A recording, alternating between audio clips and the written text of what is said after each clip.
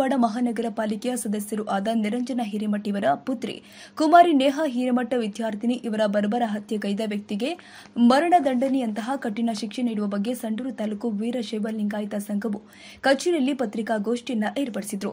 ಪತ್ರಿಕಾಗೋಷ್ಠಿಯನ್ನು ಉದ್ದೇಶಿಸಿ ಮಾತನಾಡಿದ ಸಂಘದ ಉಪಾಧ್ಯಕ್ಷರು ಆದ ಪಿ ರವಿಕುಮಾರ್ ಪ್ರಾಸ್ತಾವಿಕವಾಗಿ ಮಾತನಾಡಿ, ನೇಹಾ ಹಿರೇಮಠ ಅವರನ್ನ ಬರ್ಬರವಾಗಿ ಹಾಡಹಗಲೇ ಕಾಲೇಜು ಕ್ಯಾಂಪಸ್ನಲ್ಲಿ ಹತ್ಯೆ ಮಾಡಿದ್ದು ಇದು ಮಾನವ ಕುಲಕ್ಕೆ ತಲೆ ತಗ್ಗಿಸುವಂತಹ ವಿಚಾರವಾಗಿದ್ದು, ಇದನ್ನು ಸಂಡೂರು ತಾಲೂಕು ವೀರಶೈವ ಸಂಘ ಖಂಡಿಸಿ ದಿನಾಂಕ 22/2/2024ರಂದು ತಾಲೂಕು ಮಟ್ಟದ ಬೃಹತ್ ಮಟ್ಟದ ಪ್ರತಿಭಟನೆಯನ್ನು ಹಮ್ಮಿಕೊಳ್ಳಲಾಗಿದೆ.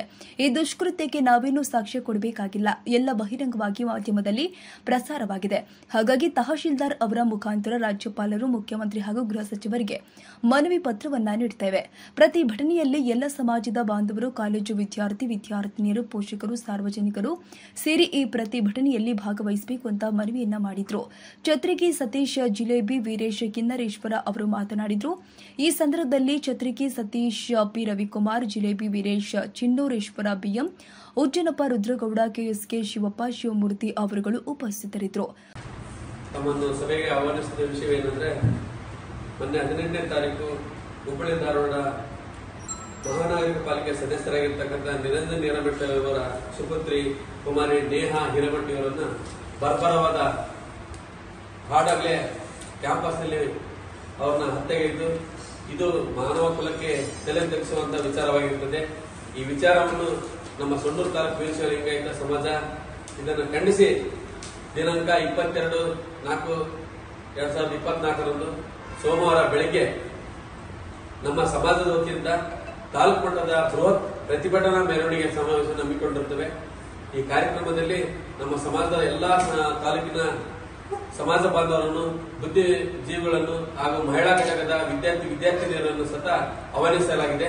ಯಾಕಂದ್ರೆ ಇಂಥ ಕೃತ್ಯಗಳು ಸಮಾಜಕ್ಕೆ ತಲೆ ತಗ್ಗಿಸುವಂತಹ ವಿಚಾರವಾಗಿರುತ್ತದೆ. ಈ ಕೃತ್ಯವನ್ನು ಯಾಕಂದ್ರೆ ಇದೇನು ನಾವೇನು ಸಾಕ್ಷಿ ಕೇಳಬೇಕಾಗಿಲ್ಲ, ಎಲ್ಲಾ ಮಾಧ್ಯಮಗಳಲ್ಲಿ ಲೈವ್ ಬಂದಿದೆ. ಇದು ನಾವು ಯಾವುದೇ ಎವಿಡೆನ್ಸ್ ಕೇಳಬೇಕಾಗಿಲ್ಲ. ಇಂಥ ಕೃತ್ಯವನ್ನು ಗೈದಂತ ವ್ಯಕ್ತಿಗೆ ಕೂಡಲೇ ಮರಣದಂಡನೆಯಂತ ಶಿಕ್ಷೆಯನ್ನು ವಿಧಿಸಬೇಕಂತೇಳಿ ನಾವು ಅವರಿಗೆ ಮನವರಿಕೆ ಮಾಡಿಕೊಂಡಿದ್ದೇವೆ. ಆ ದಿನ ನಾವು ಮಾನ್ಯ ಕರ್ನಾಟಕ ಸರ್ಕಾರದ ರಾಜ್ಯಪಾಲರಿಗೂ ಮತ್ತು ಮಾನ್ಯ ಮುಖ್ಯಮಂತ್ರಿಗಳಿಗೂ, ಮಾನ್ಯ ಗೃಹ ಸಚಿವರಿಗೂ, ತಾಲೂಕು ದಂಡಾಧಿಕಾರಿ ಮುಖಾಂತರ ಅವರಿಗೆ ನಾವು ನಮ್ಮ ಮನವಿಯನ್ನ ಸಲ್ಲಿಸ್ತಾ ಇದ್ದೇವೆ. ವಿಷಯ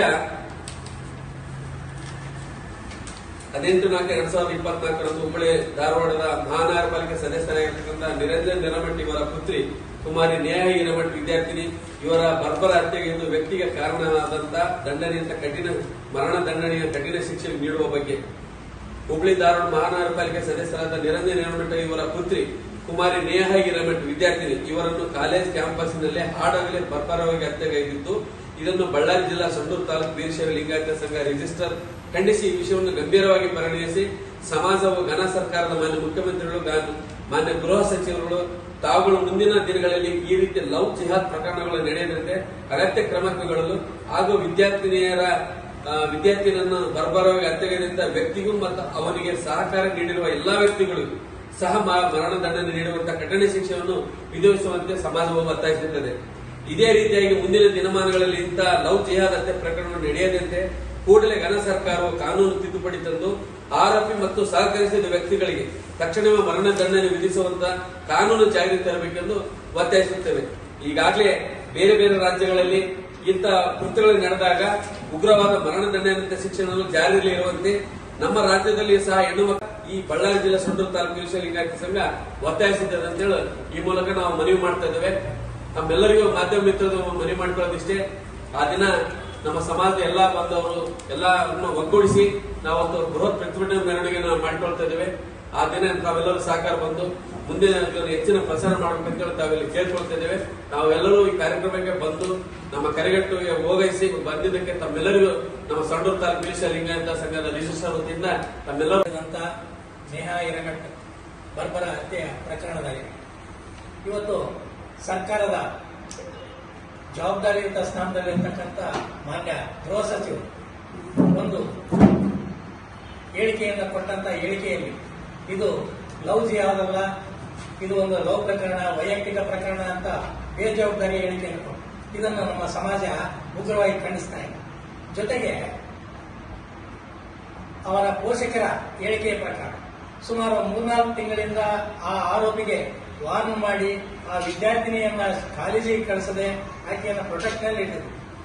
ಅವತ್ತಿನ ದಿನ ಪರೀಕ್ಷೆ ಬರೆಯಲು ಹೋದಂತ ವಿದ್ಯಾರ್ಥಿನಿಯನ್ನು ಅವನು ಕಾದಿದ್ದು ಸಂಚು ರೂಪಿಸಿ ಅವಳನ್ನ ಬರ್ಬರವಾಗಿ ಕಾಲೇಜ್ ಕ್ಯಾಂಪಸ್ನಲ್ಲೇ ಹತ್ಯೆ ಮಾಡಿದ್ದಾನೆ. ಇದನ್ನ ಒಂದು ಪೂರ್ವಾಪರ ಒಂದು ತನಿಖೆಯನ್ನು ಮಾಡದೆ, ತನಿಖೆಯ ವರದಿಯನ್ನು ತರಿಸಿಕೊಳ್ಳದೆ ಗೃಹ ಸಚಿವರು ಇಂಥ ಹೇಳಿಕೆಯನ್ನು ಕೊಟ್ಟುವುದು ಬಹಳ ವಿಷಾದನೀಯವಾಗಿರುತ್ತದೆ. ಈ ಜವಾಬ್ದಾರಿ ಹೊತ್ತಂತಹ ಸ್ಥಾನದಲ್ಲಿ ಇರತಕ್ಕಂಥವರು ಇಂತಹ ಕೃತ್ಯಗಳನ್ನು ಮುಂದೆ ನಡೆಸದೆ ಇದಕ್ಕೆ ಒಂದು ಕಾನೂನು ತಿದ್ದುಪಡಿಯನ್ನು ತಂದು ನಮ್ಮ ಸಮಾಜದ ಮತ್ತು ಎಲ್ಲ ಹೆಣ್ಣು ಮಕ್ಕಳಿಗೆ ಒಂದು ರಕ್ಷಣೆ ಅನಿವಾರ್ಯ ಕಾರಣದಿಂದ ಅವರು ಅಲ್ಲಿ ಹೋಗಿದ್ರು. 2 ನಿಮಿಷ ತಡವಾಗಿ ಬಂದಿದ್ರೆ ಅವರ ಪರವಾಗಿ ನಾನು ಕೂಡ ಕ್ಷಮೆಯನ್ನು ಯಾಚಿಸ್ತೇನೆ. ಈ ಉದ್ದೇಶ ಯಾಕೆಂದ್ರೆ ಈಗಾಗಲೇ ನಮ್ಮ ಕಾರ್ಯದರ್ಶಿಗಳು ಮತ್ತು ಉಪಾಧ್ಯಕ್ಷರು ಈ ವಿಷಯವನ್ನಾಗಿ ಸವಿಸ್ತರವಾಗಿ ನಮಗೆ ವಿರೋಧಿಸಿದ್ದಾರೆ. ನಾನೊಂದೆರಡು ಮಾತನಾಡಲಿದ್ದೇನೆಂದ್ರೆ, ವಿದ್ಯಾರ್ಥಿಗಳಿಗೆ ಮತ್ತು ಸ್ತ್ರೀಯರಿಗೆ ಒಂದು ರಕ್ಷಣೆ ಕೊಡುವಂತಹ ಕೆಲಸ ಸರ್ಕಾರದ ಹೊಣೆಯಿದೆ. ದಯಮಾಡಿ ಮುಂದಿನ ದಿನಗಳಲ್ಲಿ ವಿದ್ಯಾರ್ಥಿಗಳಿಗೆ ಮತ್ತು ಸ್ತ್ರೀಯರಿಗೆ ಸರಿಯಾದ ಒಂದು ರಕ್ಷಣೆಯನ್ನು ನೀಡಬೇಕಾಗಿದೆ. ಯಾಕಂದ್ರೆ ಕಾಲೇಜಿನಲ್ಲಿ ಹಗಲೊತ್ತಲ್ಲೇ ಇಂಥ ಒಂದು ವ್ಯವಸ್ಥೆ ಆಗಿದೆ ಅಂದ್ರೆ ಕಾನೂನು ಕ್ರಮ ಗಟ್ಟಿಯಾಗಿಲ್ಲ ಅಂತ ನಮ್ಗೆ ಅನಿಸ್ತಾ ಇದೆ. ಯಾಕಂದ್ರೆ ಇದು ಒಂದೇ ಅಲ್ಲ, ಗದಗಿನಲ್ಲಿ ನಿನ್ನೆ ರಾತ್ರಿ 4 ಮರಣಗಳಾಗಿದ್ದಾವೆ. ಅದು ಹಿಂದೂಗಳು. ಬೆಂಗಳೂರಿನಲ್ಲಾಗಿದೆ. ಒಬ್ಬ ವಿದ್ಯಾರ್ಥಿಗೆ ರಾಮನ್ ಫೋಟೋದಲ್ಲೇ ಮೂತ್ರ ವಿಸರ್ಜನೆ ಮಾಡಿಸ್ಬಿಟ್ಟು ಪಾಕಿಸ್ತಾನ ಜಿಂದಾಬಾದ್ ಅನ್ನುವಂತ ಇದೆಲ್ಲ ಮಾಧ್ಯಮದಲ್ಲಿ ಬಂದಿದೆ, ಪೇಪರ್ನಲ್ಲೂ ಬಂದಿದೆ, ಪತ್ರಿಕೆಯಲ್ಲಿ ಬಂದಿದೆ. ಆದ ಕಾರಣ ನಾವು ಸುಂದೂರು ತಾಲೂಕು ವೀರಶೈವ ಲಿಂಗಾಯತ ಲಿಂಗಾಯತ ಸಂಘದಿಂದ ತಮ್ಮಲ್ಲಿ ವಿನಂತಿಸಿಕೊಳ್ಳೋದೇನೆಂದ್ರೆ, ಪತ್ರಿಕೆ ಮುಖಾಂತರ ಮಾಧ್ಯಮದ ಮುಖಾಂತರ ವಿನಂತಿಸಿಕೊಳ್ಳೋದೇನೆಂದ್ರೆ, ಕಾನೂನು ಸುವ್ಯವಸ್ಥೆಯನ್ನ ಮಹಿಳೆಯರಿಗೆ ವಿಶೇಷವಾಗಿ ನಾವು ಗೌರವವನ್ನು ಕೊಡುವಂತ ನಮ್ಮ ದೇಶದಲ್ಲಿ ಮಹಿಳೆಯರಿಗೆ ರಕ್ಷಣೆ ಇಲ್ಲ ಅಂದ್ರೆ ಜೀವನ ಮಾಡೋದು ಬಹಳ ಭಯದ ವಾತಾವರಣದಲ್ಲಿ ಜೀವನ ಮಾಡಬೇಕಾದಂತ ಪರಿಸ್ಥಿತಿ ಬರುತ್ತೆ. ಆ ಒಂದು ದೃಷ್ಟಿಯಲ್ಲಿ ನಾವು ಈ ಒಂದು ದಿನ ನಾಳೆ 25 ಸೋಮವಾರ ದಿನ 10ವರೆಗೆ ಪ್ರತಿಭಟನೆ ಮೆರವಣಿಗೆ ಮುಖಾಂತರ ಮಾನ್ಯ ಕೇಂದ್ರ ಸರ್ಕಾರದ ರಾಜ್ಯಪಾಲರಿಗೂ, ಮುಖ್ಯಮಂತ್ರಿಗಳಿಗೂ ಹಾಗೂ ಗೃಹ ಸಚಿವರಿಗೂ, ಜಿಲ್ಲಾಧಿಕಾರಿಗಳಿಗೂ, ತಹಸೀಲ್ದಾರ್ ಅವರಿಗೆ ಮನವಿಯನ್ನು ಕೊಡ್ತಾ ಇದ್ದೀವಿ. ನಾವು ಆ ಕಾರ್ಯಕ್ರಮದಲ್ಲಿ ಭಾಗವಹಿಸಬೇಕು ಅಂತಂದೇಳಿ ಈ ಮೂಲಕ ವಿನಂತಿಸ್ಕೊತಾ, ಸುಂದೂರು ತಾಲೂಕಿನಾದ್ಯಂತ ನಮ್ಮ ಸಮಾಜದ ಜನ ಹೆಚ್ಚಿನ ಸಂಖ್ಯೆಯಲ್ಲಿ ಬರಲಿಕ್ಕೆ ನಾವೆಲ್ಲರಿಗೆ ಅವರಿಗೆ ಮನವಿ ಮಾಡಿದ್ವಿ.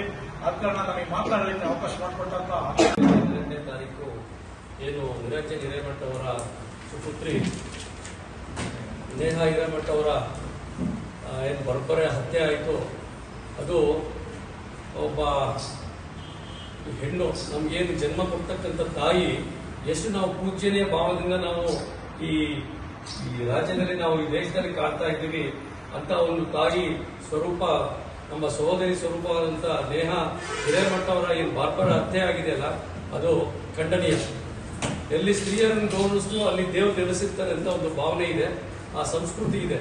ಆ ಸಂಸ್ಕೃತಿ ಬಿಟ್ಟು ಇವತ್ತು ನಾವೆಲ್ಲೋ ಬೇರೆ ಕಡೆ ಸಾಕ್ತಿದೀವಿ ಅನ್ನೋ ಒಂದು ಭಾವನೆ ವ್ಯಕ್ತವಾಗ್ತಾ ಇದೆ.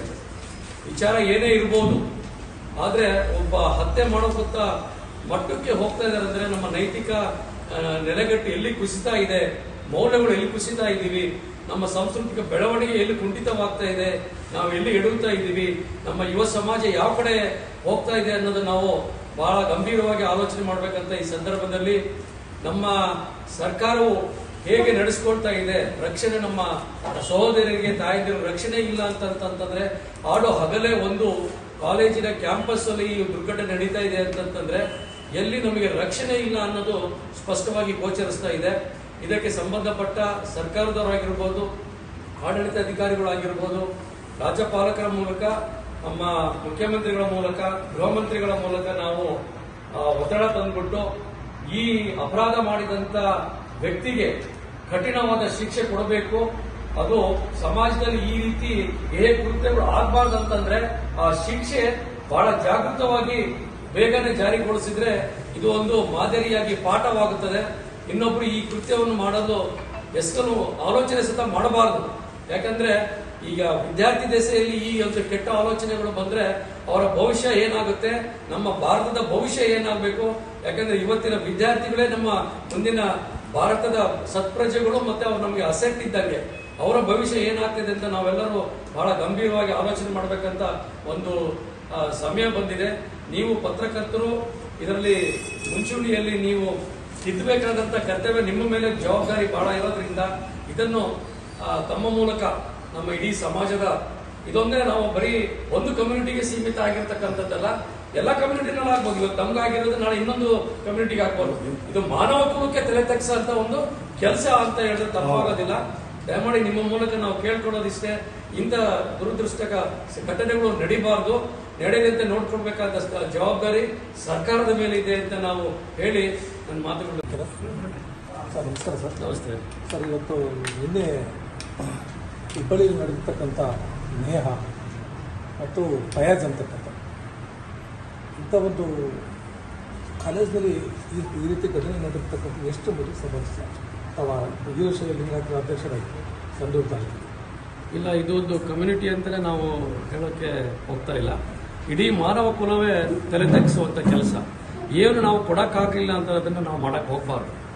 ಇದರಲ್ಲಿ ಏನಾಗಿದೆ ಅಂತಂತಂದರೆ, ಒಬ್ಬ ವಿದ್ಯಾರ್ಥಿನಿ ಕಾಲೇಜ್ಗೆ ಹೋಗಿ ಎಕ್ಸಾಮ್ ಬರಬೇಕಾದ್ರೆ ಈ ಒಂದು ಕೃತ್ಯ ಎದುರಿಸ್ತಾ ಇದ್ದಾರಂದ್ರೆ ಅವರ ಮನಸ್ಸಿನಲ್ಲಿ ಯಾವ ದ್ವೇಷ ಭಾವನೆ ಹುಟ್ಟು ಹಾಕಿದೆ, ಯಾವ ರೀತಿ ಕಲ್ಮಶಗೊಂಡಿದೆ, ಈ ನಮ್ಮ ವಿದ್ಯಾರ್ಥಿ ವೃಂದದವರು ಯಾವ ಕಡೆ ಸಾಕ್ತಾ ಇದ್ದಾರೆ, ಯಾವ ಚಿಂತನೆಯಲ್ಲಿ ಇದ್ದಾರೆ, ವಿದ್ಯಾರ್ಥಿ ದೆಸೆಯಲ್ಲಿ ಈ ಇಕ್ತ ದುಷ್ಕೃತ್ಯಗಳನ್ನು ನಡೆಸಿದರೆ ಮುಂದೆ ಭವಿಷ್ಯದಲ್ಲಿ ಅವ್ರು ಏನು ಆಗ್ತಾರೆ, ಅವರು ನಮ್ಮ ಸಮಾಜಕ್ಕೆ ಏನು ಕೊಡುಗೆ ಕೊಡಬಲ್ಲರು ಅನ್ನೋದೇ ಒಂದು ದೊಡ್ಡ ಪ್ರಶ್ನೆ ಆಗಿದೆ. ಈ ಸಮಾಜ ಮತ್ತೆ ಸರ್ಕಾರ ಈ ಎರಡುಗಳ ಮೇಲೆ ದೊಡ್ಡ ಜವಾಬ್ದಾರಿ ಇದೆ. ಈ ಯುವ ಪೀಳಿಗೆಯನ್ನು ಹೀಗೆ ಬಿಟ್ಟುಬಿಟ್ರೆ ಮುಂದೆ ಒಂದು ಅಪರಾಧದ ಕೃತ್ಯದಲ್ಲೇ ಅವರ ಜೀವನವನ್ನು ತೊಡಸ್ಕೊಳ್ತಾರೇನೋ ಅನ್ನೋ ಭಯ ಇದೆ. ಇದರಲ್ಲಿ ತಂದೆ ತಾಯಿಗಳ ಪಾತ್ರನೂ ಇದೆ, ಆಮೇಲೆ ಸರ್ಕಾರದ ಪಾತ್ರನೂ ಇದೆ, ಸಮಾಜದ ಪಾತ್ರನೂ ಇದೆ ಅಂತ ನಾನು ಹೇಳಕ್ ಬಯಸ್ತಾ ಇದ್ದೇನೆ. ಈಗ ತಾವು ಹೇಳಿದಾಗೆ ಈ ಆ ಮಗುವಿಗೆ ಆಗಿರ್ತಕ್ಕಂಥ ಏನು ಹೀನ ಕೃತ್ಯವನ್ನು ಎಸಗಿದ್ದಾರೆ ಅಂಥ ಒಂದು ಆಂಧ್ರ ಪ್ರದೇಶದಲ್ಲಿ ಕೂಡ ಎನ್ಕೌಂಟರ್ ಆಯಿತು. ಅದೇ ಎನ್ಕೌಂಟರ್ ಇಲ್ಲಿ ನಮ್ಮ ಕರ್ನಾಟಕದಲ್ಲಿ ಯಾಕೆ ಹಾಕಬಾರ್ದು ಅಂತಕ್ಕಂಥದ್ದನ್ನು ಅಲ್ಲಿಯ ಸಾರ್ವಜನಿಕರು, ಅಲ್ಲಿ ಪ್ರತಿಭಟನಾಕಾರರು ಒತ್ತಾಯ. ಈಗಾಗಲೇ ಮಾನ್ಯ ನಮ್ಮ ಕಾರ್ಮಿಕ ಸಚಿವರಾಗಿರ್ತಕ್ಕಂಥ ಸಂತೋಷ್ ಲಾಡ್ ಅವರು ಈ ಬಗ್ಗೆ ಅಲ್ಲೇ ಹೇಳಿದ್ದಾರೆ. ಅವರು ಏನು ಹೇಳಿದ್ದಾರೆ, ಇಂಥ ಕೃತ್ಯ ಲೈವ್ ಆಗಿ ನಡೆದ್ರು ಸಹಿತ ಅವ್ರನ್ನ ಕಣ್ಣಲ್ಲಿ ಗುಂಡಿಟ್ಟಾಗ್ಲಿ ಅಂತ ಆಗ್ಬೇಕಂತ ಹೇಳಿದ್ದಾರೆ. ಅದಕ್ಕೆ ಪಬ್ಲಿಕ್ ಸಪೋರ್ಟ್ ಕೊಟ್ಟು ಪಬ್ಲಿಕ್ ತಾವೆಲ್ಲ ಕಾಂಟ್ರಿಬ್ಯೂಷನ್ ಮಾಡಿದ್ರೆ ನಾವು ಸರ್ಕಾರಕ್ಕೆ ಈ ಮೂಲಕ ಮನವಿ ಮಾಡಿ ಕಾನೂನನ್ನು ತಿದ್ದುಪಡಿ ತಂದು ಅದನ್ನ ನಾವು ಪ್ರಯತ್ನ ಮಾಡ್ತೀವಿ ಅಂತ ಈ ಮೂಲಕ ಸಂತೋಷ್ ಲಾಡ್ ಅವರು ಹೇಳಿದ್ದಾರೆ. ಯಾಕಂದ್ರೆ ಮುಂದಿನ ಈ ಬೇರೆ ರಾಜ್ಯಗಳಲ್ಲಿ ಈಗ ಆಲ್ರೆಡಿ ಕಾನೂನುಗಳು ವ್ಯಾಪ್ತಿಯಲ್ಲಿ ಇದೆ. ನಮ್ಮ ಕರ್ನಾಟಕ ಸರ್ಕಾರದಲ್ಲಿ ಇದಿಲ್ಲ, ಯಾಕಂದ್ರೆ ಹಿಂದೆ ಆ ದಿನಗಳು ನಮ್ಮಲ್ಲಿ ಇದ್ದಿಲ್ಲ. ಈಗ ಇತ್ತೀಚಿನ ದಿನಮಾನಗಳಲ್ಲಿ ಕಳೆದ 5-6 ವರ್ಷದಿಂದ ಇಂಥ ಕೃತ್ಯಗಳು ನಡೀತಾ ಇದಾವೆ. ಮಾನವ ಕುಲ ಅಲ್ಲ, ಎಲ್ಲಾ ಮಾನವ ಜನಾಂಗವೇ ತಲೆ ತಗ್ಸುವಂತ ಘಟನೆ. ಯಾಕಂದ್ರೆ ರಾತ್ರಿಯಲ್ಲಿ ಆಗಿತ್ತು, ಏನೋ ಬರುವಾಗ ಆಗಿತ್ತು ಅಂದ್ರೆ ಆ ಮಾತಲ್ಲ. ಬೆಳಿಗ್ಗೆ 10 ಗಂಟೆ 11 ಗಂಟೆಯಲ್ಲಿ ಕಾಲೇಜ್ ಕ್ಯಾಂಪಸ್ನಲ್ಲಿ ಅವನು ಕಾಲೇಜು ವಿದ್ಯಾರ್ಥಿನೇ ಅಲ್ಲ, ಅವನು ಸಸ್ಪೆಂಡ್, ಆಮೇಲೆ ಅದನ್ನ ದ್ವೇಷಕ್ಕಾಗಿ ಕಾದು ಕುಳಿತಿದ್ದು ಅವನು ಮೆಂಟಲ್ ಎಷ್ಟು ಪ್ರಿಪೇರ್ ಆಗಿದ್ದಾನಂದ್ರೆ ಅವ್ರನ್ನ ಮುಗಿಸಿತಿರ್ಬೇಕನ್ನೋ ಉದ್ದೇಶದಿಂದ ಮುಗಿಸಿದ್ದೇನೆ. ಯಾಕಂದ್ರೆ ಈ ವಿಚಾರದಲ್ಲಿ ಕಾಲೇಜು ಮಂಡಳಿ ಸತ ನಾವು ತಪ್ಪನ್ನು ಒಪ್ಕೊಳ್ಬೇಕಾಗ್ತದೆ. ಕಾಲೇಜಿನ ಅಲ್ಲದ ವಿದ್ಯಾರ್ಥಿ ಯಾಕ ಕ್ಯಾಂಪಸ್ ಒಳಗೆ ಬಂದ? ಆಮೇಲೆ ನಾವು ಕಾಲೇಜಿಗೆ ಕಳಿಸೋದು, ಕಾಲೇಜಿನ ಕ್ಯಾಂಪಸ್ ಒಳಗೆ ಹೋದ್ಮೇಲೆ ಅವ್ರು ಸುರಪದಾಗಿರ್ತಾರೆ, ನಾವು ಒಪ್ಕೊಳ್ಬೇಕಾಗ್ತದೆ. ಆ ಕಾಲೇಜಿನ ಕ್ಯಾಂಪಸ್ನ ಒಳಗಡೆ ಬೇರೆ ವಿದ್ಯಾರ್ಥಿ ಬಂದು ಇದನ್ನ ನಡೀತದೇನಂದ್ರೆ ಅಲ್ಲಿನ ವ್ಯವಸ್ಥೆ ಬಗ್ಗೆ ನಾವು ಕ್ವಶನ್ ಮಾಡ್ಬೇಕಾಗ್ತದೆ. ಯಾಕಂದ್ರೆ ನಮ್ಮ ಮಕ್ಕಳನ್ನ ಮುಕ್ತವಾಗಿ ಅಡ್ಡಾಡಕ್ ಬಿಟ್ಟಿರ್ತಾರೆ. ಅವ್ರು ಹೊರಗೆ ಹೋದ್ರೆ ಅವ್ರ ತಂದೆ ತಾಯಿ ಹೇಳಿದ್ರು ನಾವು ನಮ್ಮ ಜೊತೆಗೆ ಇರ್ತೀವಿ ಹುಡುಗಿ ಅಂತ, ಅವ್ರ ಜೊತೆಗೆ ಕರ್ಕೊಂಡು ಹೋಗ್ತಾರೆ. ಎಲ್ಲ ನಮ್ಮ ಮಕ್ಕಳನ್ನ ಸತ ನಾವು ಸ್ಕೂಲಿಗೆ ಕಳಿಸ್ತೀವಿ, ನಾವ್ಯಾರ ಜೊತೆಗೆ ಹೋಗಲ್ಲ, ಸುರಕ್ಷಿತ ಹೋಗಿ ಬರ್ತಾರೆ, ಇದೇ ಇರ್ತಾರೆ. ಬಟ್ ಈ ವಿಷಯದಲ್ಲಿ ನಾವೆಲ್ಲ ಮುಂದಿನ ದಿನಮಾನಗಳಲ್ಲಿ ಸತ ನಾವು ಜಾಗೃತರಾಗಬೇಕಾಗ್ತದೆ. ಈ ಲವ್ ಜಿಹಾದ್ ಅಂತ ಪ್ರಕರಣ ಇತ್ತೀಚಿನ ದಿನಮಾನಗಳಲ್ಲಿ ಕರ್ನಾಟಕದಲ್ಲಿ ಬಹಳಷ್ಟು ಕಡೆ ಕೇಳಿ ಬರ್ತದೆ. ನಾವು ಸರ್ಕಾರಕ್ಕೆ ಈ ಮೂಲಕ ಮನವಿ ಮಾಡ್ತಾ ಇದ್ದೇವೆ, ಮುಂದಿನ ದಿನಮಾನಗಳಲ್ಲಿ ಈ ಲವ್ ಜಿಹಾದ್ ಅಂತ ಪ್ರಕರಣಗಳಲ್ಲಿ ಕಣ್ಣಲ್ಲಿ ಗುಂಡಿಟ್ಟಾಗ್ನೇ ಹೊಡಿಬೇಕು. ಯಾವ್ಯಾವ ಸಮಾಜದಲ್ಲಿ ಮಾಡಿರ್ಲಿ, ನಾನು ಆ ಸಮಾಜದ ಒಂದೇ ಸಮಾಜನ ದೋಷಣ ಇಟ್ಟಿಟ್ಟು ನಾನು ಮಾತಾಡಲ್ಲ. ಈ ಮೂಲಕ ನಮ್ಮ ಸಂಡೂರು ತಾಲೂಕು ಲಿಂಗಾಯತ ಸಮಾಜದ ವತಿಯಿಂದ ನಾನು ಒಂದೇ ಸರ್ಕಾರಕ್ಕೆ ಮನವಿ ಮಾಡಿಕೊಳ್ಳೋದು, ಯಾವುದೇ ಸಮಾಜದ ವ್ಯಕ್ತಿ ಮಾಡಿದ್ರು ಅವನ್ನ ಕೂಡಲೇ ಅವನ ಕಣ್ಣಲ್ಲಿ ಗುಂಡಿಟ್ಟಾಗ್ಲಿ ಅಥವಾ ಉತ್ತರ ಪ್ರದೇಶದ ಮಾದರಿ ಕಾನೂನನ್ನು ಇಂಥ ತರಬೇಕು. ಆದ್ರೆ ಮಾತ್ರ ಕಾನೂನಿಗೆ ಗೌರವ ಕೊಡೋದು, ಭಯಪಡೋಂಥ ವ್ಯವಸ್ಥೆ ಆಗ್ತದೆ. ಇವತ್ತು ಹೋಗಕ್ಕೆ ಒಂದು ದಾರಿ ಅದ, 19 ದಾರಿ ಬರಕ ಇದಾವೆ ಸಂವಿಧಾನದಲ್ಲಿ, ಹೌದ್ರಾ? ಹಾಗಾಗಿ ಇದಕ್ಕೆ ಒಂದೇ ಪರಿಹಾರ ಏನಂದ್ರೆ ಎನ್ಕ್ವೈರಿ ಕ್ವಶನ್ ಏನಿಲ್ಲ, ಮುಗಿಸಿಬಿಟ್ರೆ ಅಲ್ಲಿ ಕ್ಲೋಸ್ ಆಗ್ತದೆ. ಮುಂದೆ ಮಾಡೋಣ ಸತಿ ಭಯ ಪಡ್ತಾನೆ, ಎಚ್ಚರಿಕೆ ಮುಂದೆ ಒಳ್ಳೆ ಸಮಾಜಕ್ಕೆ ಒಂದು ಸಂದೇಶ ಕೊಟ್ಟಂತ ಆಗ್ತದೆ. ನಿನ್ನೆ ಬಹಳಷ್ಟು ಕಡೆ ಪ್ರತಿಭಟನೆಗಳಾಯಿತು. ಹೌದು, ಆ ಪ್ರತಿಭಟನೆ ಆಗಿದ್ದ ಸಂದರ್ಭದಲ್ಲಿ ಈ ಕಡೆ ನಮ್ಮ ಭಾಗದಲ್ಲಿ ಯಾಕೆ ಆಗಿಲ್ಲ ಅಂತಕ್ಕಂಥದ್ದನ್ನ, ಯಾಕೆ ತಕ್ಷಣವೇ ಆ ಕ್ರಮ ಕೈಗೊಳ್ಳ ಹೋರಾಟ ಮಾಡ್ಲಿಕ್ಕೆ ಅಂತಕ್ಕಂಥದ್ದನ್ನ ಈಗಾಗಲೇ ಬಳ್ಳಾರಿಯಲ್ಲಿ ಮಾಡಿದ್ದಾರೆ, ಹೊಸಪೇಟೆಯಲ್ಲಿ ಮಾಡಿದ್ದಾರೆ. ಈಗ ಲೇಟ್ ಆಗಿ ಎಲ್ಲರಿಗೂ ಮೆಸೇಜ್ ಬಂದಂಗೆಲ್ಲ ಅವರು ಅಪ್ಡೇಟ್ ಆಗ್ತಾ ಇದ್ದಾರೆ. ಎಲ್ಲೇ ಒಂದು ಹಿಂದೂ ಪರ ಸಂಘಟನೆಗಳು ಆ ಮಹಿಳೆಗೆ ಧ್ವನಿಯಾಗಿ ನಿಂತಿದ್ದಾರೆ. ಅದಕ್ಕೆ ಕಾಂಗ್ರೆಸ್ನವರು ಯಾವುದೇ ರೀತಿಯಿಂದ ಪ್ರತಿಕ್ರಿಯೆ ಕೊಡ್ತಾ ಇಲ್ಲ ಅಂತಕ್ಕಂಥದ್ದನ್ನ ಈ ಜನರ ಏನಾಗುತ್ತೆ ಅಂದ್ರೆ ಇದಕ್ಕೂ ಪಕ್ಷಕ್ಕೆ ರಾಜಕೀಯ ಲೇಪನ ಕೊಡೋದು ಬೇಡ. ಇದು ಪಕ್ಷನೇ ಬೇರೆ, ರಾಜಕಾರಣನೇ ಬೇರೆ, ಈಗ ಆಗಿರ್ತಕ್ಕಂಥ ಕೃತ್ಯನೇ ಬೇರೆ.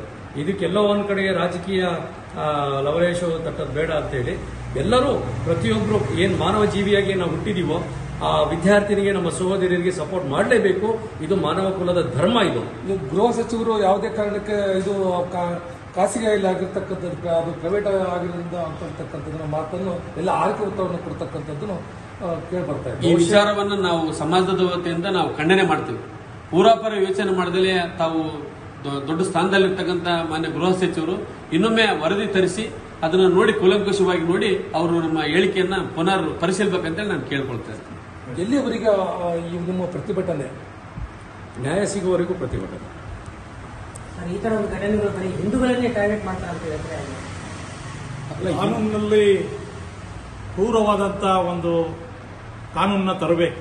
ತಪ್ಪು ಮಾಡಿದವನಿಗೆ ನಿರ್ದಾಕ್ಷಿಣ್ಯವಾಗಿ ಆ ಕ್ಷಣದಲ್ಲಿ ಅವನಿಗೆ ದಂಡವನ್ನಲ್ಲ, ಅವನಿಗೆ ಶಿಕ್ಷೆಯನ್ನು ಕೊಟ್ಟಾಗ ಪ್ರತಿಯೊಬ್ಬ ಮನುಷ್ಯನು ನೇರವಾದ ಮತ್ತು ಒಳ್ಳೆಯ ರಸ್ತೆಯಲ್ಲಿ ಹೋಗ್ಲಿಕ್ಕೆ ಸಾಧ್ಯ, ಒಳ್ಳೆಯ ದಾರಿಯಲ್ಲಿ ಹೋಗ್ಲಿಕ್ಕೆ ಸಾಧ್ಯ. ಕಾನೂನು ಸರಳ ಆದಾಗ ಮನುಷ್ಯನು ತಪ್ಪು ಮಾಡಿದ್ದನ್ನ ಬೇರೆ ರೀತಿಯಲ್ಲಿ ದಾರಿಯಲ್ಲಿ ಹೋಗ್ಲಿಕ್ಕೆ ಪ್ರಯತ್ನವನ್ನು ಮಾಡಿದಾಗ ಏನಾಗುತ್ತಂದ್ರೆ ತಪ್ಪು ಮಾಡೋನು ಪುನಃ ತಪ್ಪು ಮಾಡ್ತಾನೆ. ಅದಕ್ಕೆ ಅವಕಾಶ ಕೊಡಬಾರ್ದು. ವಿದ್ಯಾರ್ಥಿಗಳೇ ಆಗಿರ್ಲಿ, ಯಾವ ಸಮುದಾಯದವರೇ ಆಗಿರ್ಲಿ, ತಪ್ಪು ಮಾಡಿದಾಗ ಖಂಡಿಸಿ ಸರ್ಕಾರ ಕೂಡಲೇ ಕ್ರಮ ತಗೊಂಡ್ರೆ ಕಾನೂನಿನ ಚೌಕಟ್ಟಿನಲ್ಲೇ ಎಲ್ಲರೂ ತಲೆಬಾಗಿಬಿಟ್ಟು ಒಳ್ಳೆ ಸಮಾಜ ನಿರ್ಮಾಣ ಮಾಡಲಿಕ್ಕೆ ಸಾಧ್ಯತೆ ಆಗ್ತದೆ. ಆ ಒಂದು ದೃಷ್ಟಿಯಲ್ಲಿ ಕಾನೂನಿನಲ್ಲಿ ಸಮಯವನ್ನು ವಿಳಂಬನೆ ಮಾಡಲಾರ್ದಂಗೆ, ಇವಾಗ ತಮ್ಮ ವರದಿಯಲ್ಲಿ ಹೇಳಿದಂಗೆ ಬೇರೆ ರಾಜ್ಯದಲ್ಲಿ ಎನ್ಕೌಂಟರ್ ಆಯಿತು. ಆ ರೀತಿಯಲ್ಲಿ ನಿನ್ನೆ ಆಗಿರುವಂತಹ ಘಟನೆಯಲ್ಲಿ ಆ ಕ್ಷಣದಲ್ಲಿ ಅಲ್ಲಿರುವಂತಹ ಅಧಿಕಾರಿಗಳು ಕ್ರಮವನ್ನು ತೆಗೆದುಕೊಳ್ಳಲಿಕ್ಕೆ ಗೃಹ ಸಚಿವರು, ಮಾನ್ಯ ಮುಖ್ಯಮಂತ್ರಿಗಳು ಆದೇಶವನ್ನು ನೀಡಿದ್ರೆ ಇಲ್ಲಿವರೆಗೂ ಪ್ರಕರಣ ಇಷ್ಟು ಮುಂದುವರಿತಿದ್ದಿಲ್ಲ. ಇದು ಒಂದೇ ಪ್ರಕರಣ, ಇವತ್ತು ಹುಬ್ಬಳ್ಳಿಯಲ್ಲಿ ಆಗಿರೋದು ಒಂದೇ ಪ್ರಕರಣ ಅಲ್ಲ. ಲವ್ ಜಿಹಾದ್ ವಿಷಯದಲ್ಲಿ ದಕ್ಷಿಣ ಕನ್ನಡದಲ್ಲಿ ಅನೇಕ ವಿಷಯಗಳು ನಡೆದಿದ್ದವು. ಪತ್ರಿಕೆಯಲ್ಲಿ ಮತ್ತು ದೃಶ್ಯ ಮಾಧ್ಯಮದಲ್ಲಿ ಅನೇಕ ವಿಷಯಗಳು ಬಂದಿದ್ದವು. ಆ ದಿಸೆಯಲ್ಲಿ ಸರ್ಕಾರ ಕಾನೂನನ್ನ ಬಹಳ ಕಠಿಣವಾದಂತಹ ಕಾನೂನುಗಳನ್ನ ತರಬೇಕು. ಯಾರೇ ತಪ್ಪು ಮಾಡಿರಲಿ ಎಲ್ಲರಿಗೂ ಶಿಕ್ಷೆ ಒಂದೇ. ಕಾನೂನಿನ ಸಂವಿಧಾನದ ಚೌಕಟ್ಟಿನಲ್ಲಿ ಒಳ್ಳೆ ಕಾನೂನನ್ನು ರೂಪಿಸಿ ಸಂವಿಧಾನದಲ್ಲಿ ಅವಕಾಶಗಳು ಬಹಳ ಇದಾವೆ, ತಿದ್ದುಪಡಿಯನ್ನು ತಂದು ಮತ್ತು ನಮ್ಮ ತಾಯಿ ಸ್ವರೂಪದಲ್ಲಿರುವಂತಹ ಸ್ತ್ರೀಗೆ ಬಹಳ ನಾವು ಮಾತೃಭೂಮಿಗೆ ಸ್ತ್ರೀಗೆ ತಾಯಿ ಸ್ಥಾನವನ್ನು ಕೊಟ್ಟಿದ್ದೀವಿ. ಇಂಥ ಒಂದು ದೇಶದಲ್ಲಿ ಈ ಹೀನಕೃತ್ಯ ನಡೀತಾ ಇರೋದು ಬಹಳ ವಿಷಾದನೀಯ ಸಂಗತಿ ಅಂತಂದೇಳಿ ನಾನು ಈ ಮೂಲಕ ಖಂಡನೆಯನ್ನು ಮಾಡ್ತೇನೆ. ಕಾನೂನು ಸುವ್ಯವಸ್ಥೆ ಒಂದ್ ಮಟ್ಟಿಗೆ ನಡೀತಾ ಇದೆ. ಎಲ್ಲ ಒಂದ್ ಕಡೆಗೆ ಈ ರೀತಿ ಕೃತ್ಯಗಳು ನಡೆದಾಗ ಕಾನೂನು ಸುವ್ಯವಸ್ಥೆ ಹದಗೆಟ್ಟಿದೆ ಅಂತಂದ್ರೆ ತಪ್ಪಾಗ್ತಾ ಇದೆ. ಯಾರೋ ಒಂದು ಮಾಡಿದ್ದಕ್ಕೆ ಯಾರೋ ಹೊಣೆಗೆ ಆಗಕ್ಕಾಗಲ್ಲ. ಆದ್ರೂ ಸರ್ಕಾರ ಜವಾಬ್ದಾರಿ ತಗೋಬೇಕು. ಇನ್ಮೇಲೆ ತಗೊಂಡು ಸರಿಯಾದ ಕ್ರಮ ತಗೊಳ್ತಾರೆ ಅನ್ನೋ ಒಂದು ಕಠಿಣ ಕ್ರಮ ತಗೊಂಡು ಈ ಕೃತ್ಯ ಮಾಡಿದಂತ ವ್ಯಕ್ತಿಗೆ ಶಿಕ್ಷೆ ನೀಡುತ್ತಾರೆ ಅನ್ನೋ ಒಂದು ನಂಬಿಕೆ ನಮ್ಮಲ್ಲಿದೆ.